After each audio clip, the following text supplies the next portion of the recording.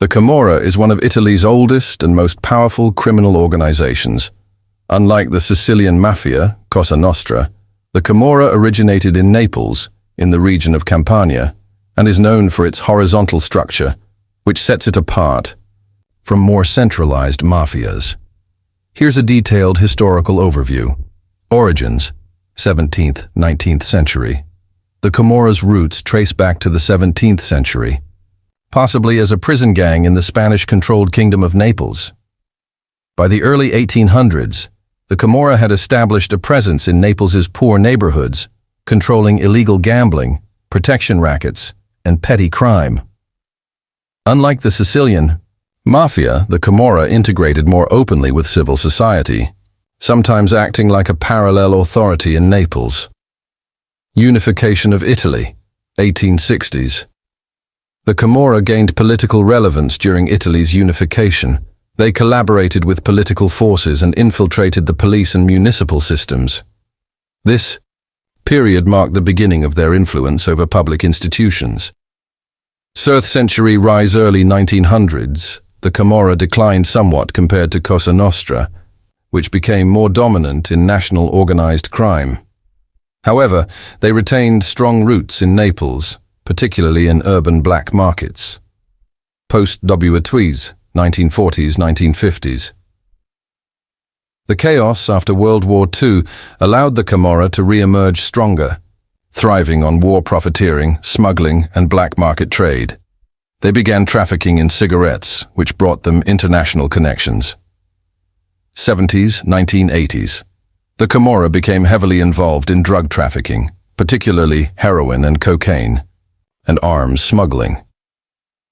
A violent internal war during the 1980s, notably involving Raffaele Cutolo and his Nuova Camorra Organizzata, led to thousands of deaths.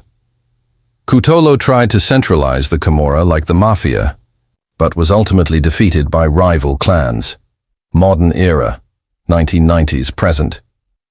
The Camorra today operates as a loose federation of clans, more than 100, often competing and engaging in bloody turf wars.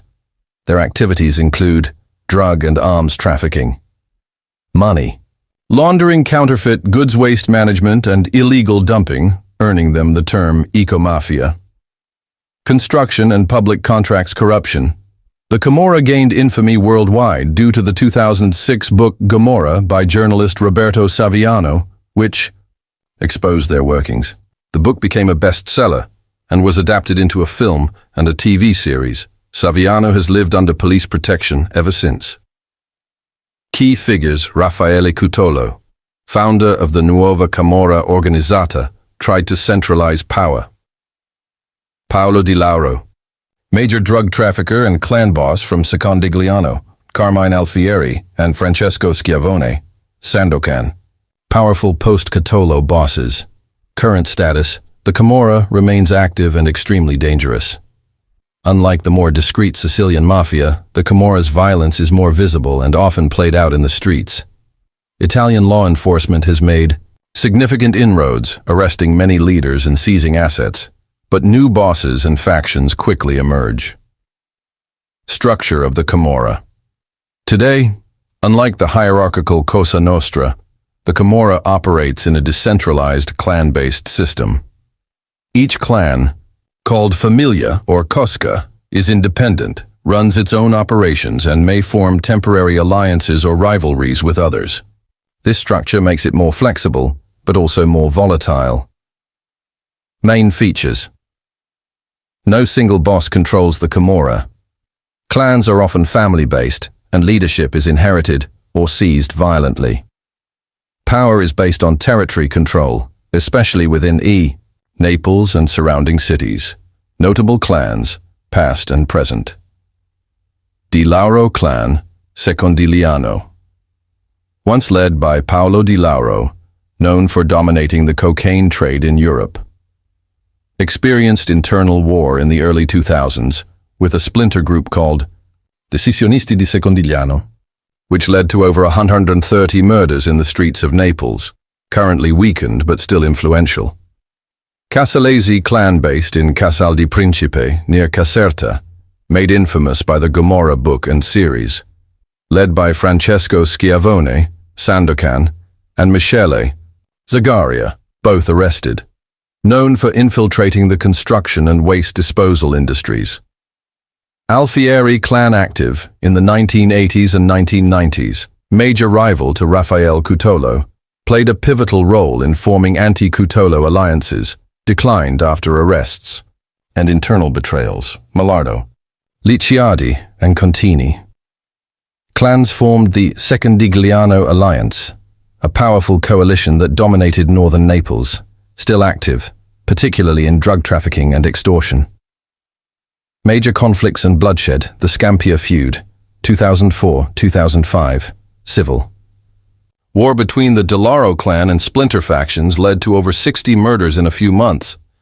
Clan wars are common due to lack of centralized control. These cause public shootouts, assassinations, and collateral damage in Naples' suburbs.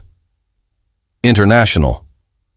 Reach the Camorra has built strong transnational networks, mainly in Spain, Costa del Sol. Drug trafficking and money laundering. Eastern Europe, arms smuggling and counterfeit goods. South America, direct cocaine trade, ties with cartels in Colombia and Peru. Africa and China, waste trafficking and counterfeit. Clothing and electronics. Crackdowns and law enforcement. Italian police have arrested hundreds of Camorra members, including key leaders like Paolo Di Lauro, 2005, Francesco Schiavone, 1998, Michele Zagaria, 2011, after 16 years on the run. Over 30 major bosses have turned pentiti, informants, offering critical testimony. However, new leaderships quickly emerge, often more violent than their predecessors. Cultural influence. The Camorra has deeply influenced Neapolitan culture, both in negative and unexpected artistic ways. Music, neo-melodic genre, often glorifies or alludes to Camorra figures. TV and cinema. Camorra series portrayed the clan life with brutal realism. Street art and literature used both to challenge and to romanticize the lifestyle. Today's challenges. Despite many arrests, the Camorra continues to dominate local economies in Naples and Campania. It feeds off poverty, unemployment, and state neglect, recruiting youth as couriers and killers. The blurring line between legal and illegal economies, e.g., construction, waste, agriculture, keeps them embedded in society. Camorra and political corruption. One of the Camorra's most dangerous tools is political infiltration. Local politicians in Campania, especially Naples and Caserta, have historically received support from Camorra clans in exchange for public works contracts, leniency, or intelligence. The clans manipulate elections, offer votes in bulk from controlled neighborhoods, and fund friendly candidates. Corruption goes both ways. Politicians use clans to intimidate opponents or silence dissent. Public contracts, especially in construction, waste management, and health services, are a goldmine for the Camorra. Example: the waste crisis in Naples, 2000s, was partly engineered by Camorra infiltration in the regional waste management industry, leading to illegal dumps and toxic pollution, nicknamed the Triangle of Death. Money laundering techniques. The Camorra is expert at blending illegal profits into legal businesses, using a mix of real estate and construction, buying land, building homes, or investing in hotels and resorts, especially in southern Italy and Spain, using front companies or straw buyers to avoid detection. Retail and hospitality, investing in restaurants, bars, pizzerias, nightclubs, popular places for both laundering and recruitment, often used for smuggling or drug transactions under the radar.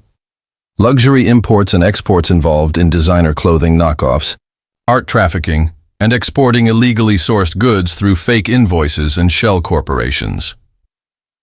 Online gambling and cryptocurrencies. Camorra clans are moving into online betting platforms and using crypto wallets to mask transactions. Tech savvy. Members help create complex laundering schemes using legitimate European banks and tax havens. The Camorra's role in society in Naples. The Camorra is a paradox, feared and hated for their violence and corruption, yet sometimes respected or even protected in poor communities where the state is absent. They provide jobs, justice, and welfare, filling in where institutions fail. Recruitment starts young. Teenagers and children are used as lookouts, drug couriers, or even hitmen, baby bosses. Current trends, 2020s. Fragmentation continues. Many older clans have splintered into smaller, more chaotic factions. Rise of Paranza dei Bambini, youth gangs who often act independently but are more erratic and ultra-violent. Increased focus on cybercrime, cryptocurrency, and global trade routes. Still deeply rooted in Naples, but maintaining strong ties abroad, especially with Spanish, Albanian, and South American cartels.